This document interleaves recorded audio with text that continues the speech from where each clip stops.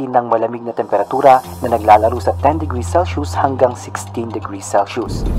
Ramdam nyo ba ang napakalamig na panahon? Saan ba naitala ang pinakamalamig na temperatura sa Pilipinas? Totoo bang may winter sa ating bansa? 10 pinakamalamig na lugar sa Pilipinas. Yan ang ating aalamin. Pang-10, Baguio. Ang Baguio ay itinuturing sa isa sa pinakamalamig na lugar sa Pilipinas dahil sa kanyang mataas na altitude na nasa 1,540 meters above sea level. Dahil sa kanyang geographical location sa Cordillera Central, ang Baguio ay natatangi sa kanyang malamig na klima, lalo na sa tuwing taglamig. Ang malalamig na hangin mula sa kagubatan ng rehiyon at mataas na altitude nito ay nagdudulot ng kakaibang lamig na nagiging daan para maramdaman ang tunay na Vermont's experience sa Pilipinas dahil sa kanyang kahanga-hangang tanawin, mga pine trees at mga bulaklak.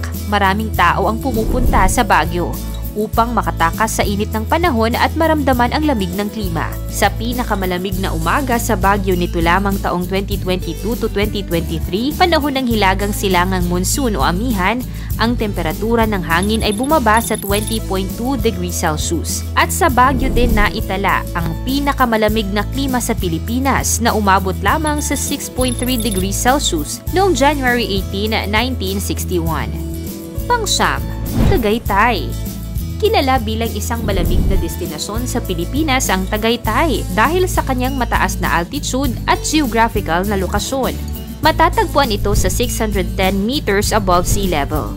Dahil sa kanyang taas, ang Tagaytay ay nakakaranas ng mas malamig na klima kumpara sa ibang bahagi ng bansa, lalo na sa tuwing taglamig. Ang malalamig na hangin mula sa lawa at kabundukan ng Tagaytay ay nagdudulot ng mahinang temperatura na nagbibigay daan para sa mga bisita upang maranasan ang malamig na klima at makatanggap ng malawak na tanawin ng Bulkang Taal. Ang pinakamataas na pangkaraniwang temperatura sa Tagaytay ay nakikita sa buwan ng Abril 2023 na may mataas na 30.1 degrees Celsius at mababang 20.6 degrees Celsius. Pang-8, ang Sagada. Ang Sagada ay isa sa mga kilalang malamig na destinasyon sa Pilipinas dahil sa ilalim ito ng kanilang taas na 4,900 feet above sea level. Ang mataas na altitude ng Sagada na matatagpuan sa Cordillera Central sa Luzon ay nagbibigay daan para sa mas malamig na klima kumpara sa ibang bahagi ng bansa, lalo na tuwing taglamig. Ang malamig na hangin mula sa kagubatan at kabundukan ng Cordillera kasama na ang mataas na altitude ay nagbibigay sa Sagada ng kanyang mahinang temperatura na nagdudulot ng isang kahanga-hangang karanasan para sa mga bisita. Ang mga buwan ng taglamig ay Disyembre, Enero at Pebrero at nagdadala ng pinakamalamig na hangin sa Sagada na may average na mababang temperatura na bumababa sa 17.1 degrees Celsius. Pang-7, Don Salvador Benedicto. Don Salvador Benedicto, isang bayan na matatagpuan sa lalawigan ng Negros Occidental sa Visayas at kilala sa kanyang malamig na klima. Ang kanyang mataas na altitude kasama ang natural na pinya ng lugar ay nagbibigay ng malamig na hangin at klima sa bayan. Ang mas mataas na altitude ay nagre-resulta sa mas mababang temperatura kumpara sa mga lugar sa ibaba ng bundok. Ang pagkakaroon ng malawak na kagubatan at taniman sa paligid ay nag-aambag din sa kagandahan at klimang malamig ng lugar. Ang pangkaraniwang temperatura sa Don Salvador Benedicto noong Enero 2023 para sa isang karaniwang araw ay umaabot mula sa 27 degrees Celsius hanggang 23 degrees Celsius. Pang-6, Batanes. Ang Batanes ay isa sa mga pinakamalamig na lugar sa Pilipinas dahil sa kanyang geographical location. Malamig na hangin mula sa kargatang Luzon at mataas na altitude. Matatagpuan ito sa hilaga ng bansa at malapit sa Taiwan. Ang hangin mula sa karagatang Luzon, na kilala bilang amihan, ay nagdadala ng malamig na hangin sa Batanes, lalo na tuwing taglamig.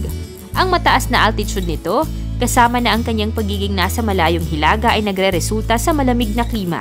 Ang Itbayat, Batanes ay lugar na sobrang lamig. Nakatunayan, may tawag pa silang winter season dito dahil literal na may umuulang snow. Pero dahil sa sobrang lamig talaga ng hangin at hamog na dadampi sa iyong balat sa bawat buwan, halos umaabot ang temperatura sa 22 degrees Celsius, lalo na sa mga buwan ng Nobyembre at Pebrero. Kaya kung gusto mong tumakas sa init ng panahon, sa Itbayat, Batanes ang isa sa pwedeng puntahan. Panglima, Davao City. Sa kabila ng pagiging isang urbanisadong lungsod at isang business district, ang klima nito ay ideal para sa mga tao na nais magtago sa init ng Metro Manila. Ang mas malamig na temperatura sa lugar na ito ay dulot ng malamig na simoy mula sa Mount Apo na malapit sa lugar. Isa rin ito sa pinakaligtas na mga lungsod na tirahan sa Asia o maging sa buong mundo.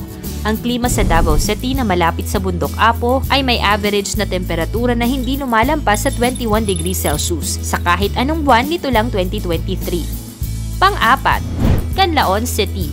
Ito ay isa pang nakatagong yaman ng isla ng Negros. Gaya ito sa Don Salvador Benedicto pagdating sa malamig na temperatura.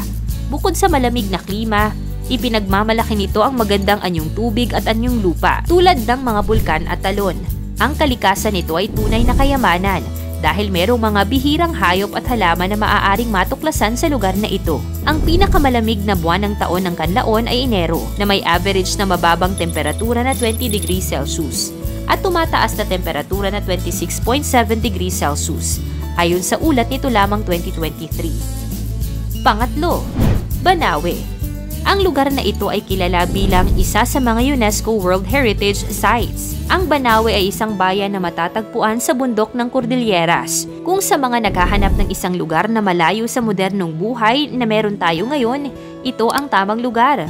Walang makikitang mga hotel o restaurant sa Banawe at inaasahang ang buhay dito ay kakaiba. Ito ay sinasabing isang perpektong lokasyon para sa detox. Ang pinakamalamig na buwan ng taon sa Banawe ay Enero na may average na mababang temperatura na 21.11 degrees Celsius ayon sa ulat nito lamang 2023. Pangalawa, Bukidnon.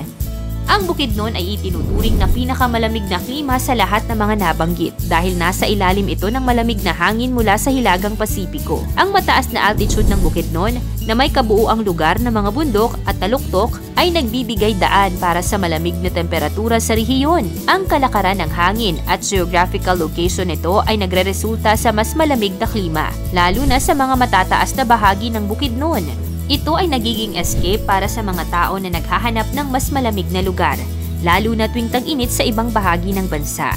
Naiulat dito ang pinakamababang temperatura na nasa 13 degrees Celsius nito lamang taong 2023. At ang una, Atok, Benguet. Isa sa pinakamataas na bayan sa Benguet ang Atok. Kaakibat ng simpleng pamumuhay ng mga residente dito ang lamig na yumayakap sa lugar halos buong taon, lalo na sa mga buwan ng Disyembre hanggang Pebrero. Kaya naman ang mga tao sa Atok, balot na balot sa pananamit. Ngunit para sa mga taga-Atok, lalo na sa mga magsasaka, hindi laging maituturing na biyaya ang matinding lamig dahil ang andap o frost ay ang pamumuo ng yelo sa mga halaman at pananim. Karaniwang nangyayari ang frosting sa high altitude areas na katulad ng Atok, Benguet. Dulot nito ang mabilis na pagkalanta ng mga pananim. Alin sa mga nabanggit ang napuntahan mo na? I-share mo naman ang iyong experience. At ano ang pinakamalamig na lugar sa Pilipinas? I-komento mo naman ito sa ibaba. Paki-like ang ating video. I-share mo na rin sa iba. Salamat at God bless!